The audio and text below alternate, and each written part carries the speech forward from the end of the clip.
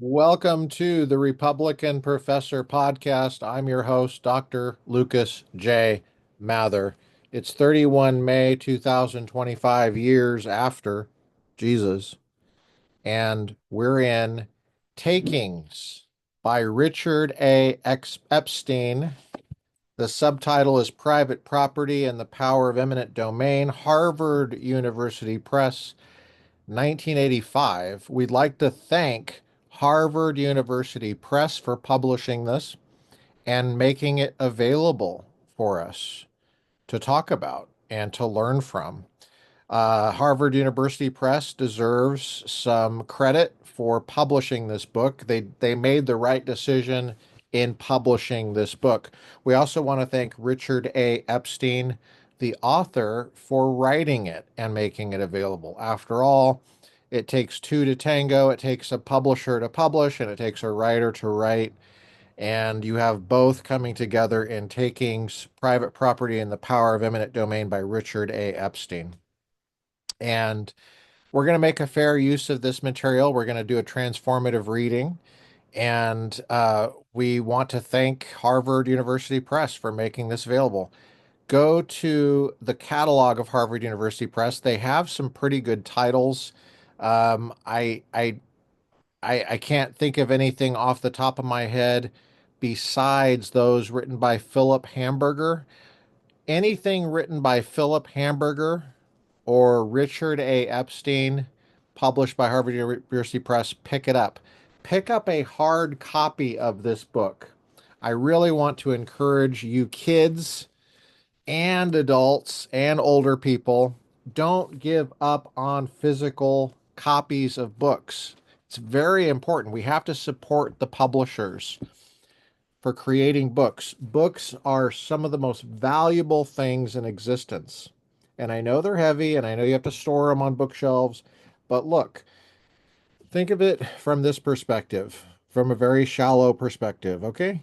You have people over for cocktails, they get to look at your bookshelf. They're not going to look through your Kindle, okay, during cocktail hour when you're, or if you're just having guys, over for the hot dogs or whatever, watching the game, they get to see your bookshelf. It's fantastic. It's fantastic. You can pass them on to your kids. They're physical objects and they're quite valuable. Plus, you can read it at your own pace, so you can take your time. Some books have taken me 30 years to get through, and I'm not even kidding on that. I'm not kidding. And some books I read very quickly. I read within a few days. I read within a week. Usually, the more I like the book, the more I like to savor it. This is one of those. I've had this book since 2021. We're in chapter two, Hobbesian Man, Lockean World. And like I said, we're going to make a fair use of this material, do a transformative reading. We're going to talk about what Richard Epstein calls philosophical preliminaries. And if that sounds too fancy schmancy for you, you're going to get some political philosophy here that undergirds the American regime. It may seem odd to find in Hobbes, Richard says, the first sentence of chapter two. I'm on page 7. It may seem odd to find in Hobbes, the defender of absolute sovereign power, one of the fathers of our constitutional system. I'm going to skip the footnotes, okay? But he references Walter Burns. Anything by Walter Burns, thumbs up, check it out. Um, Judicial Review and the Laws of Nature. It's in Supreme Court Law Review. I'm not going to reference the footnotes usually, okay? But there's a nice footnote to Walter Burns. Um, Yet Hobbes gave us the account of human nature on which a system of limited government rests. Wow, that's quite a claim. Uh, hmm. Hobbes. All right. Well, um, I would say the Bible did that, but I'm not a huge fan of Hobbes. But we're not here to just nitpick everything Richard says. Okay. I might do that here and there, but I have to do it. because this is a transformative reading, we're going to make a fair use of this. Okay, Hobbes gave us the account of human nature on which a system of limited government rests. Now, look, I'm going to say this too. It's not common for academics to reference the Bible and give the Bible credit for things that the Bible usually does deserve credit for. And I think it's a cultural thing. I don't think it's a substantive thing. I think it's a cultural thing. So I'm just going to say that. You can agree with me or disagree with me, but I think actually the Bible is a far more robust foundation for limited government than Hobbes is. But he's giving philosophical preliminary. So the Bible, you could make an argument that the Bible is not anti-philosophical, but it's not exactly at the same time, it's not exactly a philosophical treatise. Okay. It's not, that's not how it reads. It also doesn't read like systematic theology either. Okay, back to Richard. His account leaves no illusions about the perfectibility of mankind, but repeatedly emphasizes the selfish behavior of selfish individuals in a world without any external authority to restrain their appetites, passions, and ambitions. Great. That's in the Bible. The Bible predates Hobbes. So, Richard, you know, Bible, you know, but Hobbes was more famous as a philosopher, so he's drawing from Hobbes, all right? And it's true that you do get that in Hobbes. That's true. Okay, I'm not going against that as far as that goes. In this world, the only right is that of self-preservation. Uh, yeah, okay. In Hobbes's world, okay. He doesn't mean in this world as it actually is. He's saying in the world that Hobbes describes. Um, so each individual either engages in actions of aggression against his neighbor or is forced to act in self-defense. Lives in this condition are solitary, poor, nasty, brutish, and short. That's from Leviathan. The state of nature is a state of war, of every man against every man. Without organized government, the uncertainty and instability of the human condition prevent the development of individual personality, the growth of art and culture, and the acquisition of learning and knowledge. Against this backdrop, Hobbes framed the central question of political theory as follows: how can one escape the omnipresent peril of a state of nature and obtain in exchange a fair measure of personal security and social order? This is political philosophy 101, okay? Sometimes it's called modern political philosophy if you want to know the technical things that academics use to distinguish it from medieval and from Renaissance and from ancient classical, sometimes it's called political philosophy. Um, Against this backdrop, Hobbes framed the central question of political theory. That word theory usually just means philosophy. Okay, sometimes you see theory, sometimes you see philosophy. The Hobbesian solution is both simple and dramatic. The price for order is the surrender of liberty and property to an absolute sovereign. That's a high price. Human greed and self-interest make total subjection preferable to original liberty, so that all right-minded persons must surrender to the sovereign. No intermediate position, no theory of limited government could endure the pressures against it. The power, pardon, the control of power must be lodged in a single person, and no individual can set up their own private judgments of right and wrong in opposition to the sovereign's commands. Our Constitution rejects this crude Hobbesian conception, but it contains two elements central to the understanding of the relationship between private property and our system of government. The first is Hobbes's account of the perils of unbridled self-interest, which can turn neighbor against neighbor and against the common good. Okay, so self-interest, unrestrained, can turn neighbor against neighbor and can damage the common good. I don't really like this new operating system. I don't like AI. And I'm going to let AI know I don't like you. Anyway, here we go. We're continuing. The second what? Elements central to understanding the relationship between private property and our system of government. Even though our Constitution rejects the Hobbes picture, okay?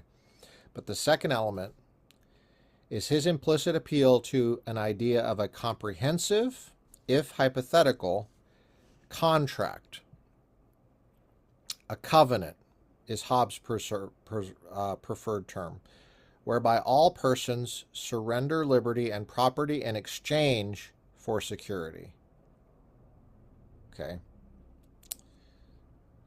So you have self-interest, which is a threat. It's a threat to you and the common good. And the idea of a covenant, which actually is biblical. See, I forget the name of the guy. I'll tell you. There's a great book on it, LSU Press. Let me look. Let me catch that right now, real quick. Recording in progress. Okay, I got that book I was referencing, The Origin of American Constitutionalism by Donald Lutz. This goes into the covenant issues, which are really biblical. And I will let you to take a look at that. That's Louisiana State Press. And again, get the physical books for God's sake. Come on. 1988. Okay? We're going back to Richard Epstein. All right. Hobbes's contract is simple. Recording in progress. Hobbes's contract is simple.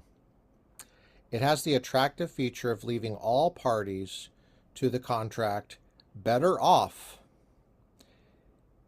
under sovereign rule than they were without it in the state of nature. That's why you would go into the contract, is because you'd be better off. You get something out of it. The Hobbesian argument thus contains an implicit utilitarian justification for the formation of the state, which in turn can be cast in familiar Pareto form. Everyone is made better off, and no one is made worse off by the move from the state of nature to civil society. Now, if you're wondering what the hell are we talking about here, we're talking about what justifies our giving up of natural rights or are lacking the enforcement of natural rights by a system of government such as ours. What could possibly justify that? It has to be hypothetical. It has to be philosophical.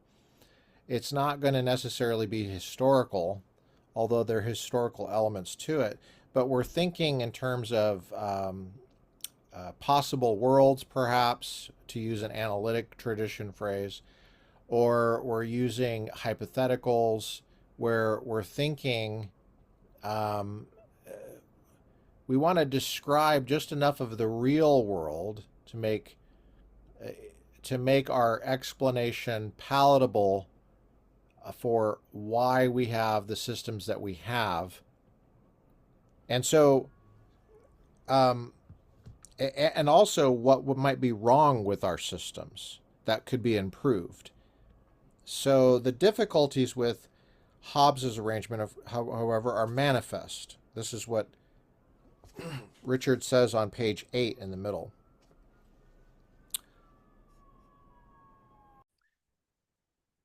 Sorry, I've had a lot of like sirens going by, so I was stopping and I'm trying to minimize distractions, but maybe I didn't do a very good job of that. I apologize.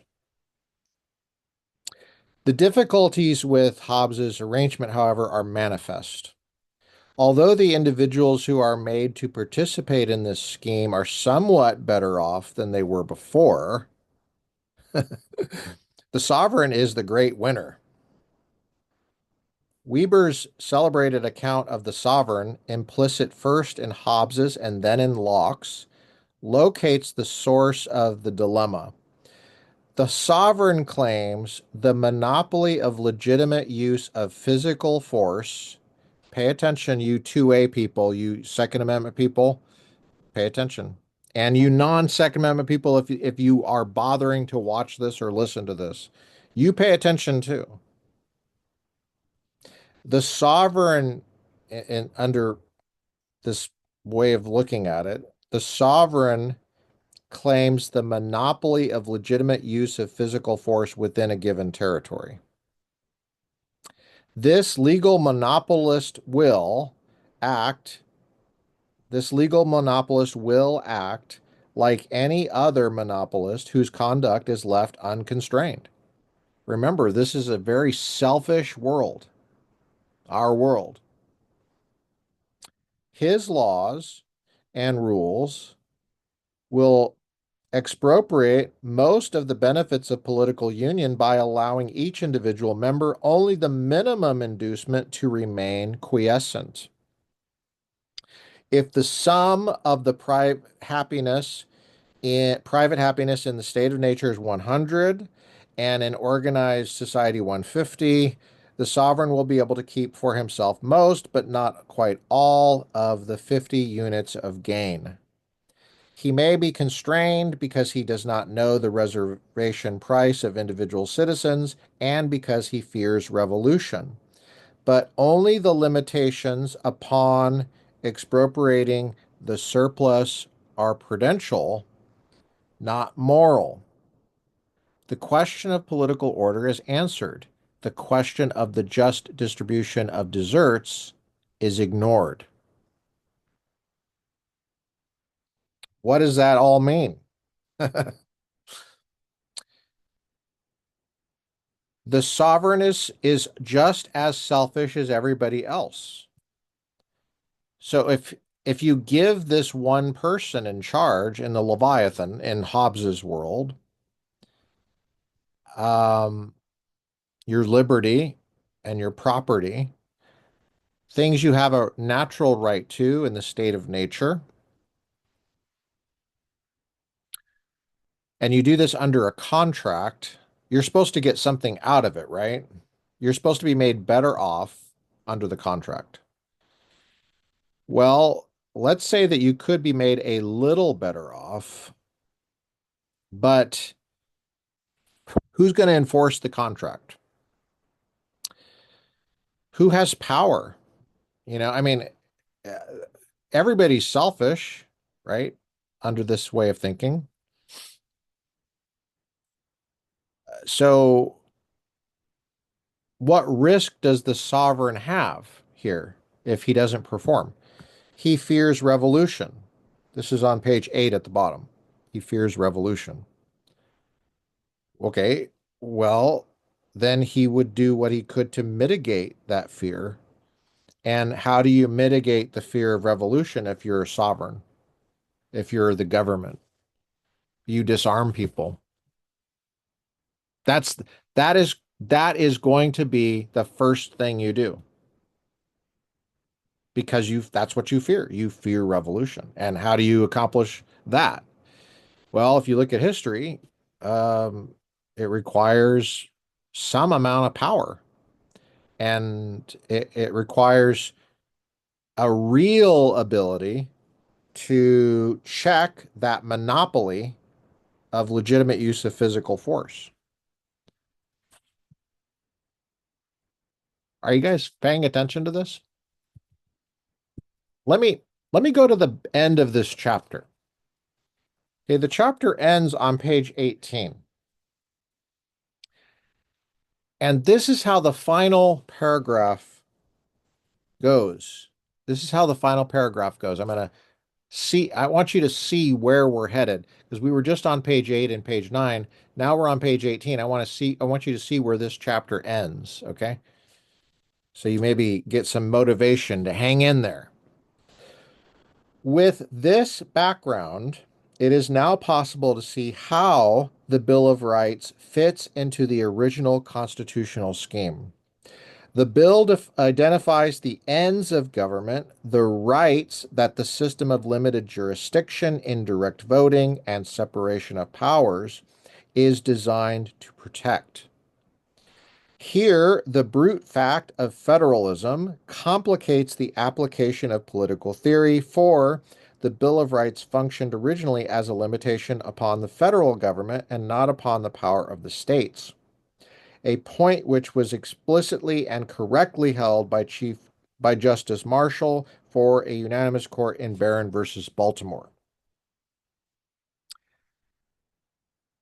Limitations upon the powers of the state have been answered in practice by incorporating specific protections for individuals against the state as well, including the eminent domain clause, which is what this book is all about.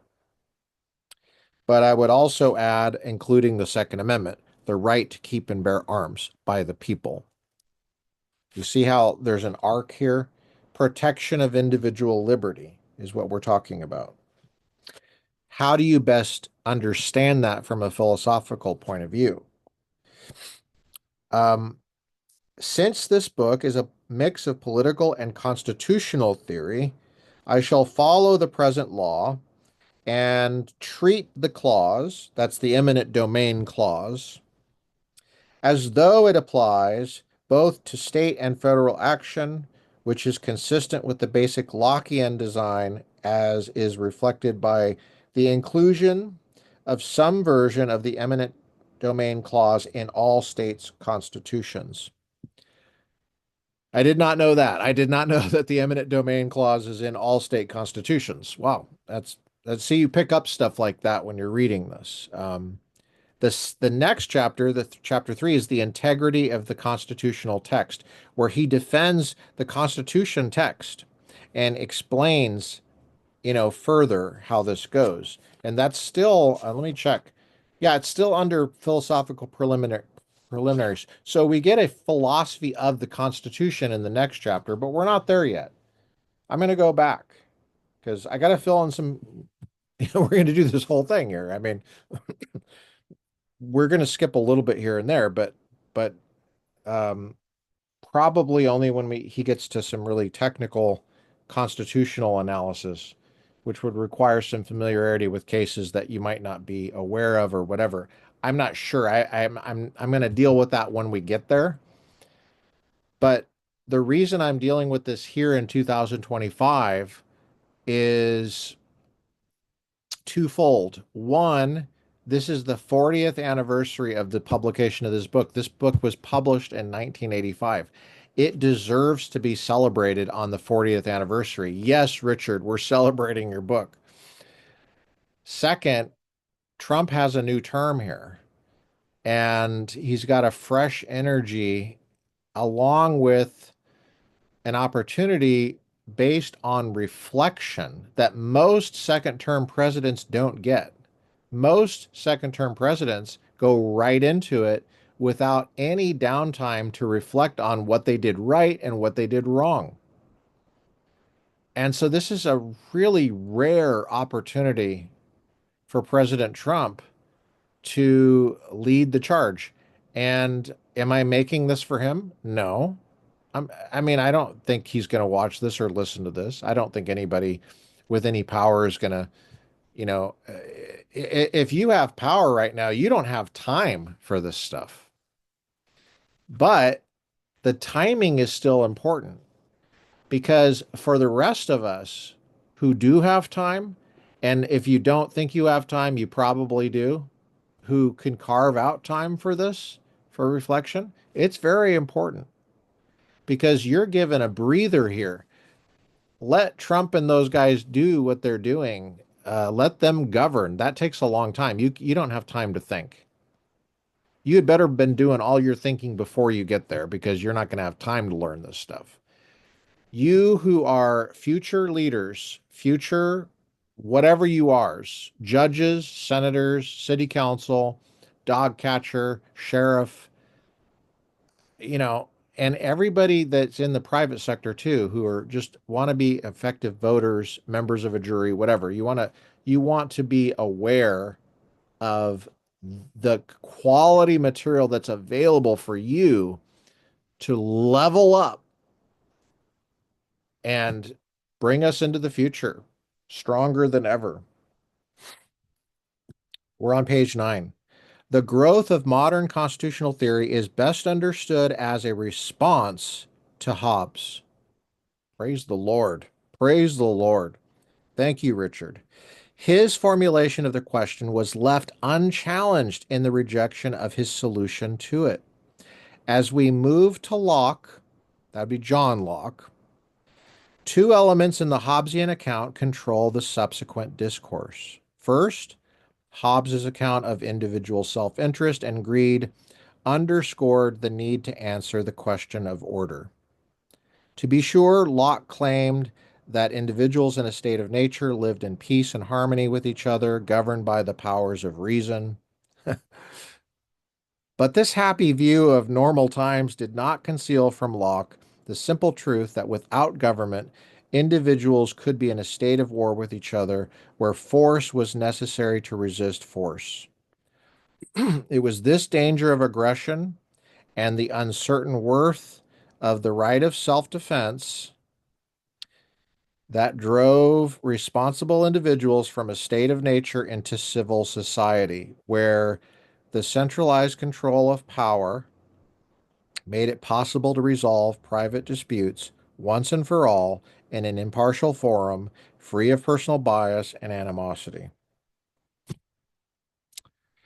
If it was the bad apples in the barrel that forced the move from nature to civil society, or Locke put it, were it not for the corruption and viciousness of degenerate men, there would be no need of any other, no necessity that men should separate from this great and natural community and associate into lesser combinations. Locke thus disputed Hobbes's view that all men are driven by base instincts. Still, the legacy of Hobbes remains in the recognition that sufficient numbers of men can so behave as to make civil society imperative for the protection of the remainder. What you'll notice as we go through and teach this stuff is that Richard is a wonderful writer. And I so enjoy his writing. I think that all college students should be required to read this. That's part of what I'm doing, why I'm doing.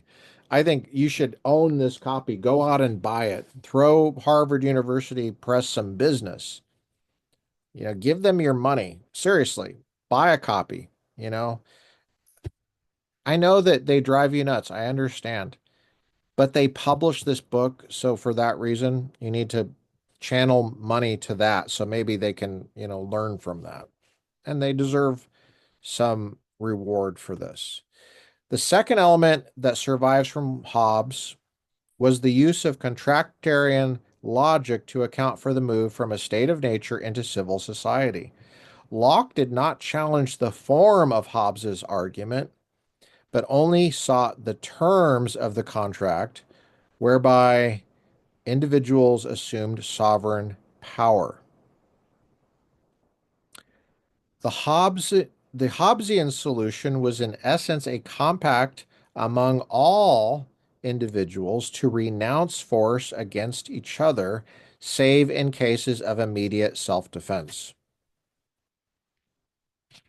In contrast, Locke searched for the tertium quid, that is, for a set of institutional arrangements that would allow individuals to escape the uncertainty and risks of social disorder without having to surrender to the sovereign the full complement of individual rights. This is on page 10 at the top.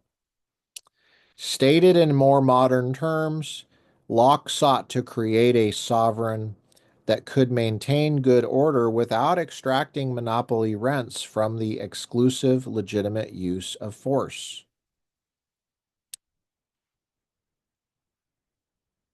That's pretty cool. That's pretty cool, man. If you're a fan of the Second Amendment, you should be clapping now.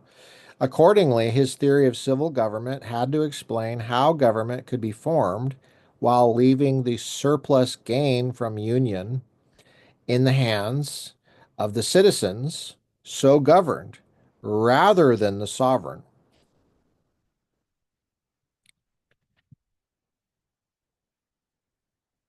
To revert to the simple example above, if the sum of all happiness in the state of nature is 100, and that in civil society is 150, the task of governance is to ensure that all of the surplus, save that necessary to govern the state, is retained by the individual members of the union. While it is easy to design institutional arrangements that grant the sovereign absolute power, this intermediate position is a good deal harder to achieve. How did he do this?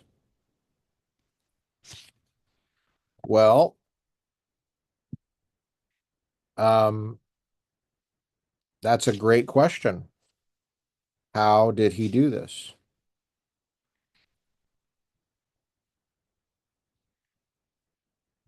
First, Locke was emphatic in his emphasis that individual natural rights, including rights to obtain and hold property, are not derived from the sovereign, but are the common gift of mankind. The Lockean labor theory of value is itself problematic because it starts with the assumption derived from biblical sources that God has given the earth to the children of men, given it to mankind in common. This assertion of the original position created no little difficulty for Locke because he was then hard pressed to explain how any individual can, without the consent of others, reduce common property to the private ownership in which he so believed. His answer was to rely upon a simple method of individual acquisition.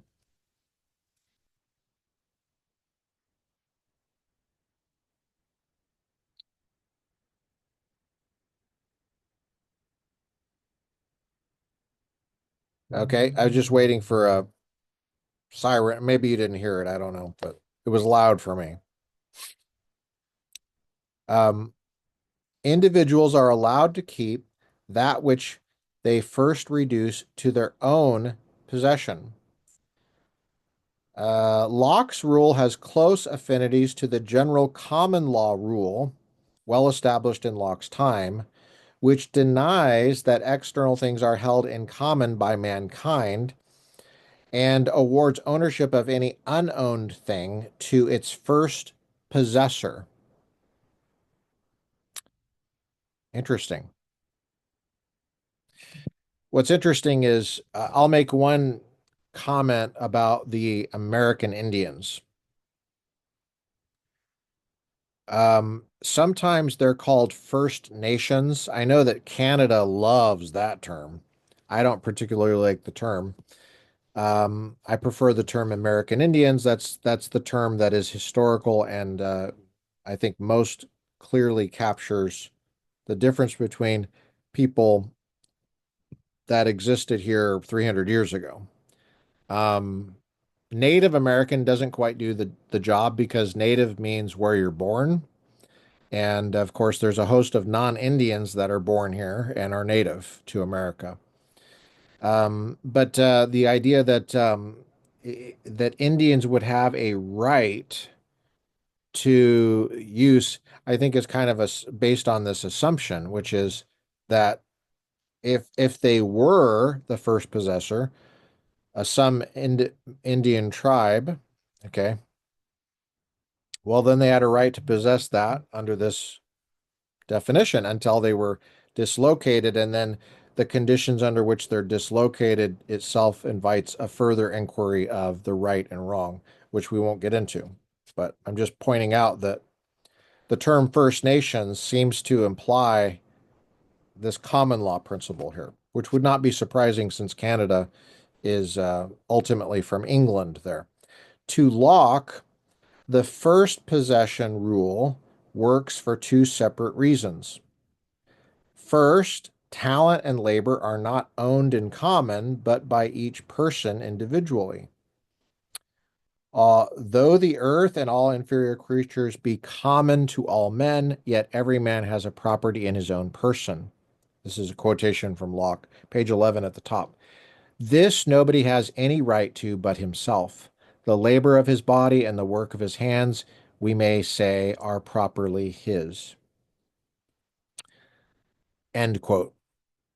Second, when labor is mixed with property, 99% of their combined value is attributable to labor. It is as though the common contribution can be ignored on something close to de minimis grounds. There's an interesting quotation here from Hobbes that I skipped. And I notice he linked Burns in there, and I have a little cue saying I'm supposed to quote it in my notes. This is footnote 10 on page 9.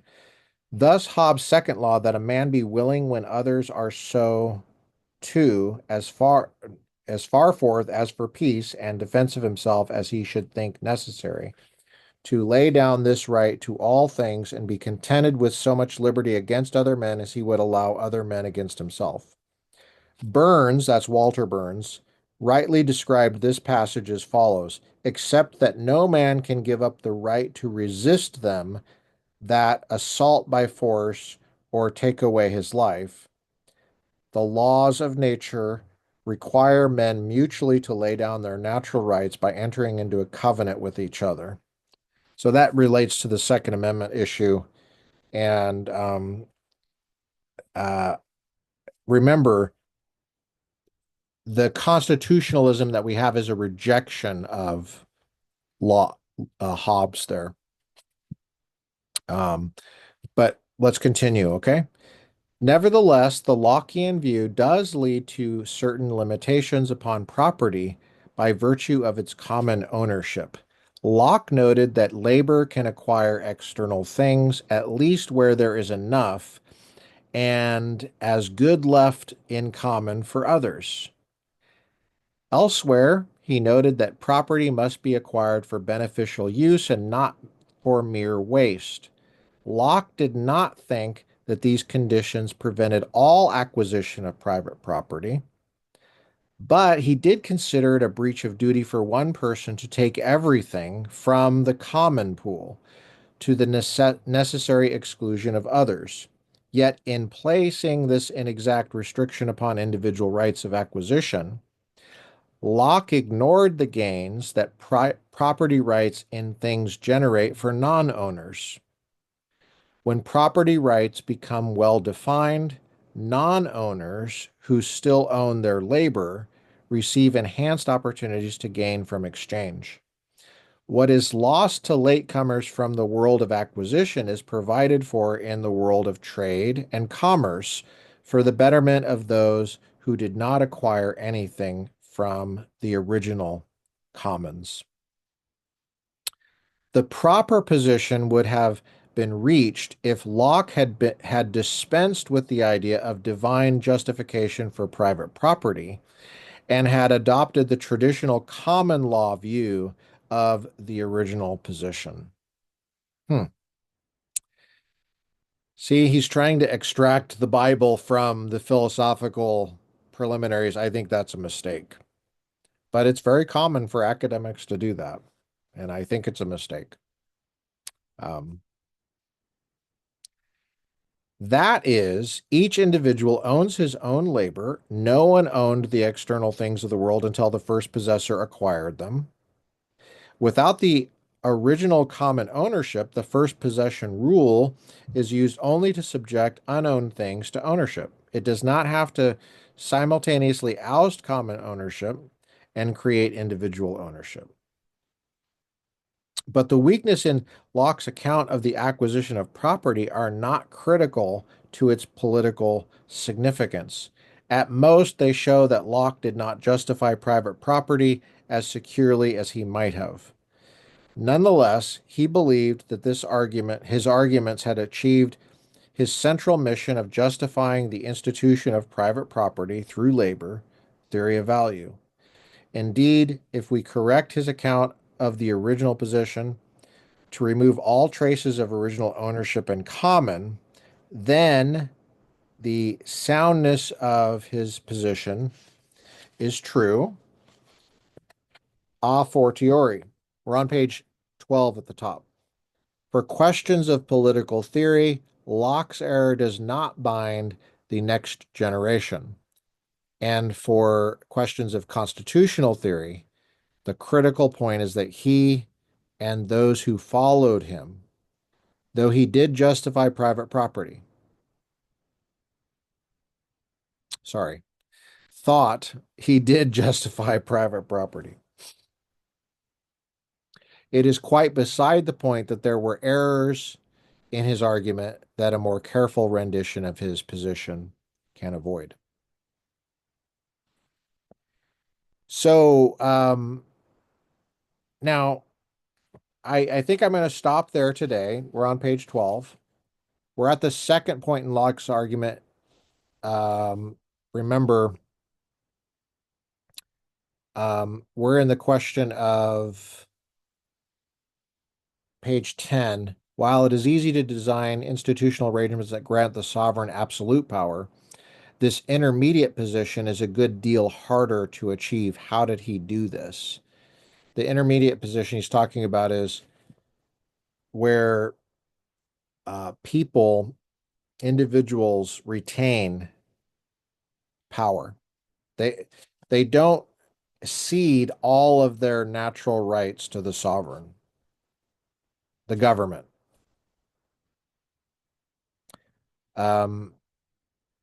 Now, remember, we're not really in the constitutional theory yet. We're just in philosophical preliminaries. So this is Locke and Hobbes. Okay.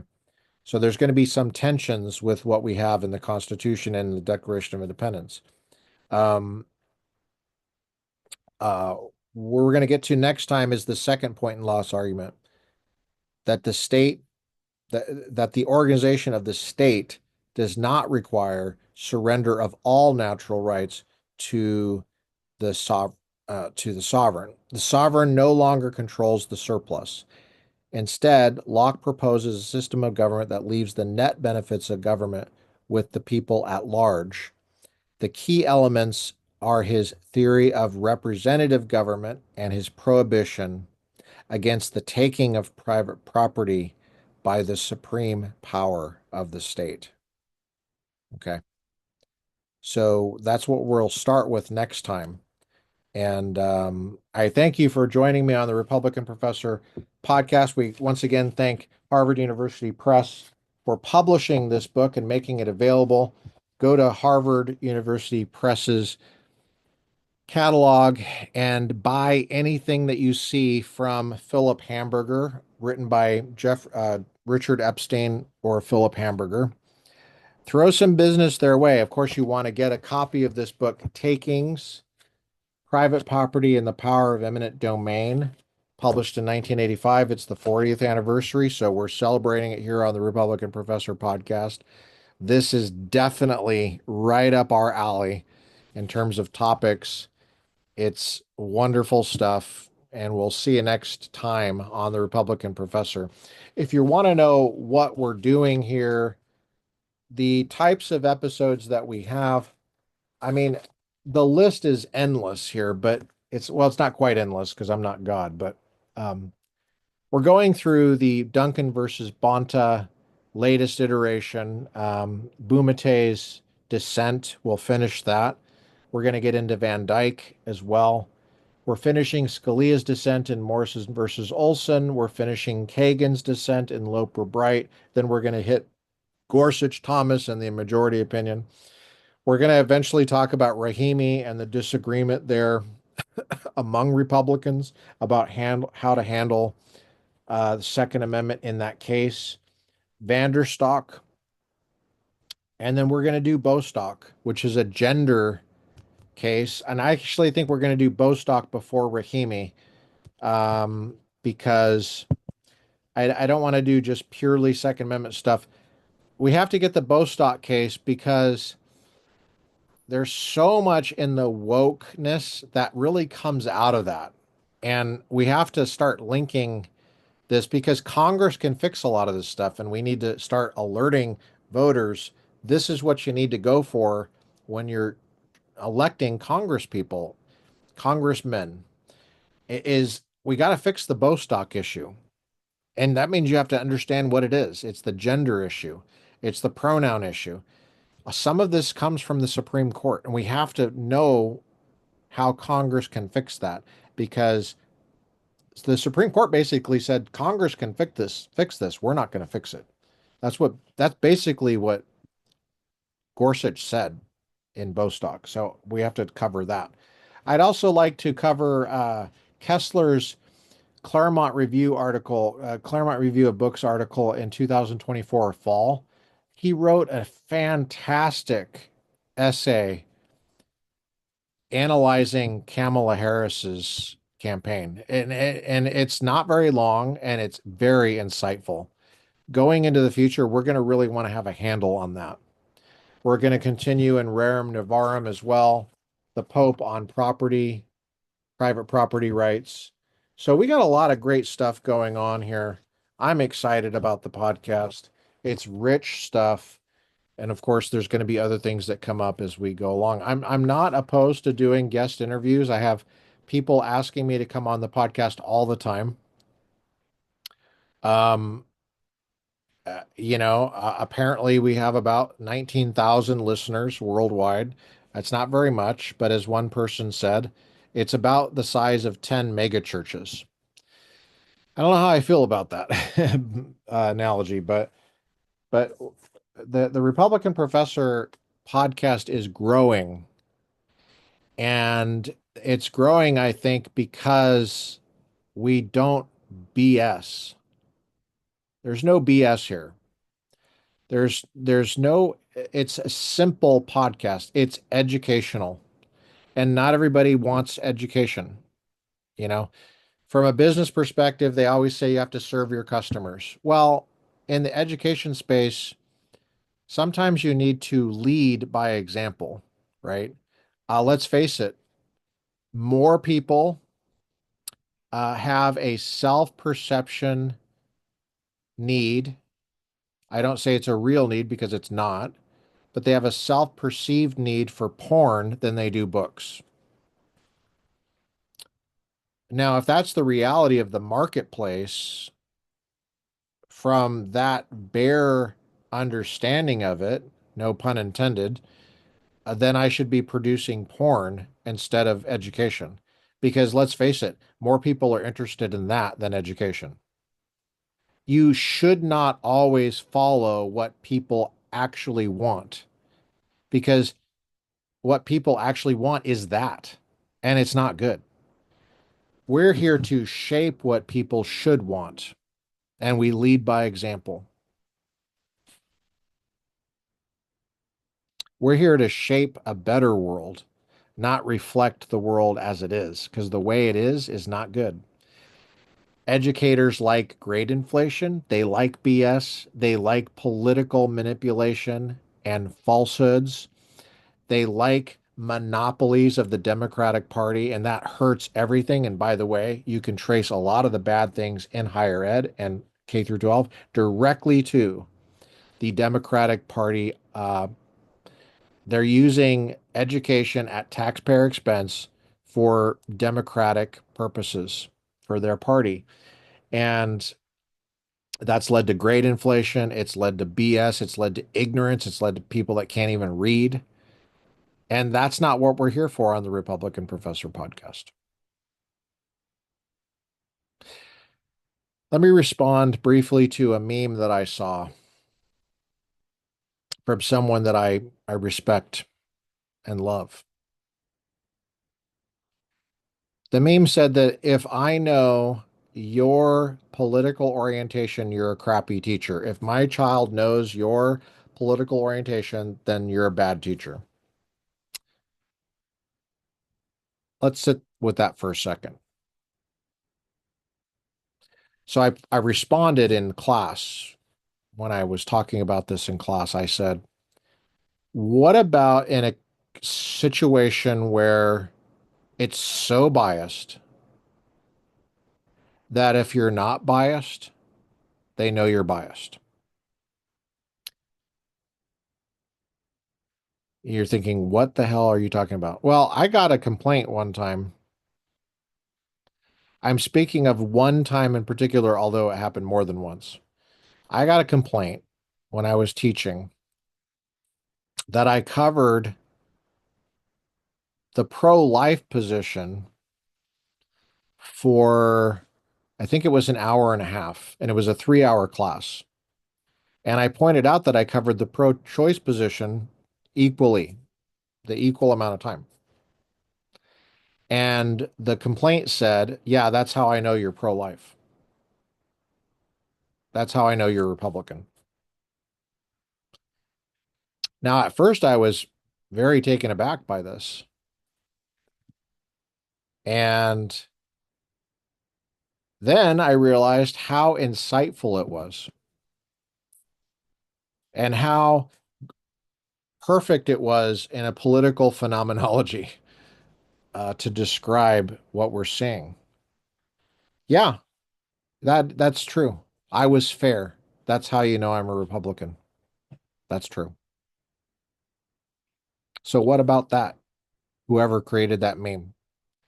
If you have a fair professor, and by that, because things are so biased in the institution and the system, that it's that leads you to believe that you're a Republican professor, well, I'm not ashamed of that. And I'm going to keep going. And I'm going to tell you a brief other story.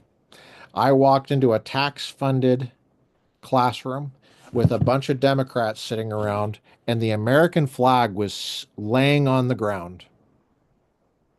Not anybody, nobody got up and picked that flag up and put it back off the ground. Except me. I did. And somebody said, you must be a Republican. See, it's things like that in the current crisis. Remember the quotation from Ronald Reagan. He says, government is not the solution to our problems, government is the problem. Well, there's a quote that's missing from that in the beginning. He says, in the present crisis. In the present crisis, you can tell who's a Republican. It's those who are doing their damn job. And so I'm happy if people know I'm a Republican, if I'm fair and I pick up the flag and I don't inflate grades and I don't BS and I don't just go along with whatever the crowd wants. Because what the crowd wants is porn.